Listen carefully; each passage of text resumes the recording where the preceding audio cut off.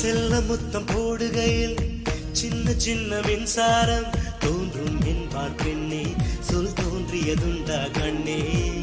முத்தம் சிந்தும் வேளையிலே மூளைக்குள்ள விளக்கெறியும், ஆமாம் என்றது பெண்மை, மின்சாரம் உள்ளது உண்மை.